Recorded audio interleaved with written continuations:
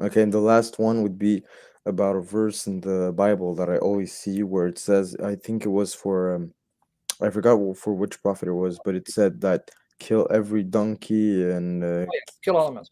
Yeah, that's it's talking about the Canaanites. Even then, that's hyperbole because the same Bible says that they were not allowed to kill every one of them, and many of them survived and were allowed to remain in the land. But even with the donkeys, if you understand even Islam, this is there. The reason why the animals were killed is because they were sleeping with animals, bestiality. They were defiling animals. That's one of the sins. If you read Leviticus 18, Leviticus 20, he says these are the sins they're committing. They're sleeping with animals. They're defiling animals, a human having sex with animals. So to purge the land of all this filth, wipe it all out. But even then, we know it's hyperbole, meaning exaggerated form of speech, because the same Bible says that God would not wipe out all the Canaanites, but allow them to remain in the land in order to test the Israelites. That's in the same Bible that people misquote. And are you aware that in the Sunnah, what did your prophet do? He said, when a man sleeps with an animal, kill him and the animal. yeah. So what do you want God to do? A man jumps and No, my humps. problem was with the children. I don't understand. Yes, okay. Now, if we take it literally, let's assume it's literal, that God is saying wipe everything that breathes. And here, let me show you that it's not literal before you go. If you don't have time, I don't know. Do you have time? You have to go. Yeah, yeah, no, sure, I have time. Just for the other people. No, don't worry. There's no other people. I haven't given the link out. Okay. The fact that God did not intend for all the Canaanites to be wiped out. Here, let me show you. I'm going to show you. So I got to explain it in its context. So let's show it. Let me show you here. Here. So you're saying, don't think I'm lying and making things stuff up. And by the way, this wasn't for all nations. It was for the Canaanites. Why the Canaanites? Because the Bible teaches God will put up with so much sin. But when you reach a limit of sin, that's when he comes and has to wipe you out because you become cancerous. And to prevent the cancer from spreading, he wipes it out. Like he did with Sodom and Gomorrah, right? He wiped it out, right? That's Yeah, even in the Quran. Or when he flooded the people of Noah. yeah. When God flooded the people of Noah, which is in the Quran, did he spare children, animals, and women, or they all got flooded? Oh, Okay, so there you go. That's how God works. But when does he get to that point? Well, before I show you, hold on. Okay. Let me show you 1 second. 23. Okay, watch here. Oh, sorry. Okay. Wait, what am I doing here? Let me just do this. Sorry. Let me do this. It's even better. Here you go. All right. Exodus 13, 17, 18. Canaanites. Now it happened. Oops. My apologies. Yep. Now it happened when Pharaoh had let the people go. God did not guide them by the way of the land of the Philistines, even though it was near God. Now watch. Why doesn't wipe everyone out? Look at his wisdom. Lest the people change their minds when they see war and return to Egypt. Hence God turned the people to the way of the wilderness, to the Red Sea, and the sons of Israel went up in battle array from the land of Egypt. Now notice what God notices wisdom here. He's saying, when it happened that Pharaoh had let the people go, God did not guide them by the way of the land of the Philistines. That's the Canaanites. That's the land that they were supposed to conquer, right? But he didn't let them get near it because these people were untrained and they may be afraid of war. So he didn't let them enter the land and fight. He kept them desert for 40 years. Okay, that's one example. You see it? yeah. Good not. Okay. The Philistines are the Canaanites. Now watch. Exodus 23, 29, 30. Now they're in wilderness. He's preparing them to get them ready to enter the land. Look what he says. Watch what he says. The Canaanites, I will not drive them out before you in a single year. But wait, I thought God said when you enter the land, wipe everything that breathes. No, look, he says, you won't do that. Lest the land become desolate and the beasts of the field become too numerous for you, I will drive them out before you little by little until you become fruitful and take the land as inheritance. So right here, he tells you, you're not going to wipe them out completely and kill everything that breathes. That's not going to happen. You're going to enter there and slowly they'll be driven out of the land. Slowly. Do you see it there? Yeah.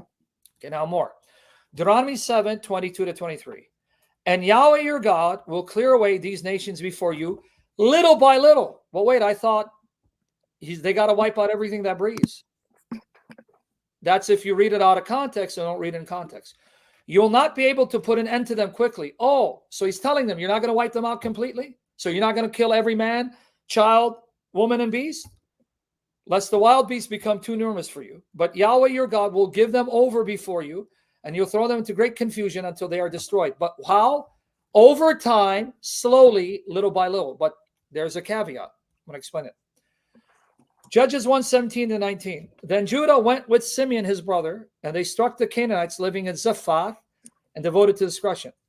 So the name of the city was called Hormah, and Judah captured Gaza with its territory, and Ashkelon with its territory, and Ekron with its territory. Now Yahweh was with Judah, and they took possession of the hill country, but watch what Yahweh did not allow them to do. They could not dispossess the inhabitants of the valley because they had iron chariots. So God didn't even allow them to overcome this particular group who had iron chariots. So if God wanted them completely wiped out, he would have done it, but he's not doing it. Now watch. Judges 2, verses 1-5. Then the angel of Yahweh came up from Gilgal to Bochim, and he said, I brought you up out of Egypt and led you into the land, which I have sworn to your fathers. And I said, I will never break my covenant with you. And as for you, you shall cut no covenant with the inhabitants of this land. But wait, if they're going to wipe out everything, there is no one in the land for them to make a covenant with, right? Yeah. But here, are you noticing it? When you come into the land, you're not going to make a covenant with them. But if they're going to wipe everything out, there is no one to make a covenant with. No, they're not going to wipe everything out. So when you enter, the people there, don't make a covenant with them. You shall tear down their altars. But you have not listened to my voice. What is this you have done? Therefore, I also said, I will not drive them out before you. So I'm not going to drive them out completely. They're going to remain there as a thorn in your side to tempt and test you. But they will become a thorn in your side, and their gods will become a snare to you. So it happened that when the angel of Yahweh spoke these words to all the sons of Israel, the people lifted up their voices and wept. So they named that place Bochim, and they sacrificed to Yahweh. Now watch here. Judges 2:19-23. But it happened when the judge died that they would turn back and act more corruptly. Now this is after Joshua has entered the land, and he's taken Canaan. This is long after Joshua's death. Are you following me? Yeah. If Joshua was to wipe out everything, there would be no Canaanites left after he died. But notice, long after he died, there's still Canaanites in the land.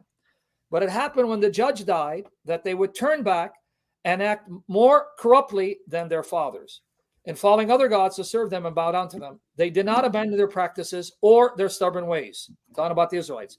So the anger of Yahweh burned against Israel, and he said, because this nation has trespassed against my covenant, which I commanded their fathers, and not listen to my voice, I also will no longer dispossess before them any of the nations which Joshua left when he died. Wait, Joshua didn't wipe out everyone? Because there are nations that were left alive in the land? That's what it says right here. You see it? Yeah. So this is a misreading of the Bible, and it says, wipe out everything that breathes. That is what we call hyperbole, because if you read it in context, God did not allow them to wipe out everything that breathes, so that long after Joshua died, God can say there are still nations left alive in the land. In order to test Israel by them, whether they will keep the way of Yahweh to walk in it as their fathers did or not. So Yahweh allowed those nations to rest. Oh, so he let them live in the land, not dispossessing them quickly, and he did not give them into the hand of Joshua. You see that, Christians? You misread the Bible in assuming that God literally meant wipe everything. Because right here, long after Joshua died, it says God did not allow Joshua to wipe them completely. Everyone seeing it? You Christians as well? All right, so here's another proof. If God meant it literally, there would be no Canaanites after Joshua died, right? Right? I can't hear you. I don't know if you're there. Oh, he left. Oh, no, are you here? Yeah. Okay, are you hearing me? If God meant it literally, there would be no Canaanites left after Joshua died, right? Yeah. But how come there's still many nations left alive that God did not allow Joshua to wipe out? Because that's not understood literally if we read in context. And here's the proof. I want everyone to explain to me, how the hell did Samson find a Philistine wife to marry if God had wiped out all the Philistines? Judges 14, verses 1 and 4. Then Samson went down to Timnah and saw a woman in Timnah, one of the daughters of the Philistines. Okay, but wait. I thought Joshua was supposed to wipe out all the Philistines. Why are they still alive years after Joshua's death? Because that's not what God meant. Okay, but that was going to my. I promise it's my last. Just because Yes. talking with you, it's always new question pop up. Um, where is the basis for your understanding of certain verses? Because in Islam The we have the context. tafsir. Because I'm reading the because here it is. What are you talking about? Hmm? What are you saying? My basis of what? No, because in the Bible there's so many interpretation because there's like no tafsir. No, that's not a tafsir. I'm just reading all of Moses and Joshua and Judges writing. So what I just did was I took what Moses said and what Joshua says and Judges said to understand, oh, okay, so they're already telling me God is not going to wipe them out completely, drive out all the nations, so that long after Joshua conquered land, God just said, I didn't allow Joshua to wipe them all out. So that's how I'm interpreting it. I didn't make it up. I'm just saying, oh, okay, so there's still Philistines alive? Oh, there are Canaanites still alive? And God said that's why he didn't allow Joshua to wipe them all out? That's where I'm getting it. Okay, no, but I'm talking about because there's a verse, for example, that says about taking someone's eye out if they lust with their eyes or something like that. Okay. And my question is, I've heard that some Orthodox Christians in like Egypt, they take that Yeah, literally. they do. Okay. But Yeah, if you take it literally, that means number one, everyone would be without limbs and feet and eyes. So does God really want everyone to have all their eyes plucked out and their limbs cut off and their feet cut off? Because if we take it on that level, it's not just your eyes. Cut off your hand, cut off your foot, cut off your eye. Who would survive that command? Because everyone sins with their eyes and hands and feet. That means everyone would be walking without limbs and eyes. yeah. Now, unless God is a sadist, he's a sick sadist, there has to be a deeper meaning, right? Mm-hmm. And that command is in the Quran, Surah Al-Ma'idah 545. It's in the Quran, Surah Al-Ma'idah 545. Eye for an eye, tooth for a tooth, nose for a nose. What does that mean? The principle is this: the punishment must meet the crime, it cannot exceed the crime. That's all it means. Meaning, let's say I took an eyeball out. Well, you cannot take my eye and my hand. That's going beyond justice. So it is a principle of just punishment. If you take my eye, do I then take your hands and your limbs and your eyes? No. So it's not literal. It is a principle that the punishment must be in accord with the crime and it must be just and cannot exceed the crime committed. That's all it is. Okay. Now, final thing I want to show you. Yeah. Did you know if the Canaanites repented, none of them would be destroyed? You know how I know? Oh. Here, Joshua 2, 8-11. Here. Rahab, a prostitute who's part of the Canaanites, when she showed mercy to the spies and gave them lodging and saved them from being found out, it says that God spared her and her family. Joshua 2, 8-11. Now, before they lay down, she came up to them on the roof and said to the men, I know that Yahweh has given you the land and that the terror of you has fallen on us and that all the inhabitants of the land have melted away before you. So we heard God is with you. We've heard about the miracles and signs he did against the Egyptians. So we know your God is real. So if they knew that, why are they still fighting God? But those who repent, for you've heard how Yahweh dried up the water of the Red Sea before you when you came out of Egypt, and what you did to the two kings of the Amorites who were beyond the Jordan, to Sihon and Og, whom you devoted to destruction. Indeed, we heard it, and our hearts melted, and a courageous spirit no longer rose up in any man because of you. For Yahweh your God, he is God in heaven above and on earth beneath. Because of that, the text says, she was told to put a crimson thread outside the window of the wall, so when they entered the land, they would know that's her home, and she was spared in her family, and she's mentioned as a woman of faith. Here it is. This harlot, prostitute, who's a Canaanite. She was forgiven and included as a woman of faith, even in Jesus's lineage here. Her name was Rahab. Hebrews 11:31. By faith, Rahab, the harlot, did not perish along with those who were disobedient after welcoming the spies in peace. And here, James 2:25. And in the same way, was not Rahab, the harlot, also justified by works when she received the messengers and sent them out by another way? So here you find the other principle. If they repent, God would spare them because he wants them to be saved, not destroyed. This is why you have to read the Bible in context. Okay. So I don't know if that answered your question. Yeah, I answered. Last one, but it's not a big question. Okay, it's just I want to know for the verse that talks about Isaiah's age, or Isaiah, or how do you pronounce? Yeah. Yeah. Well, there are manuscripts in which there is a transcriptional error because if you understand Hebrew, yeah, the number they didn't 4 have and 4 are numbers. similar. They didn't have numbers. Numbers were written by letters.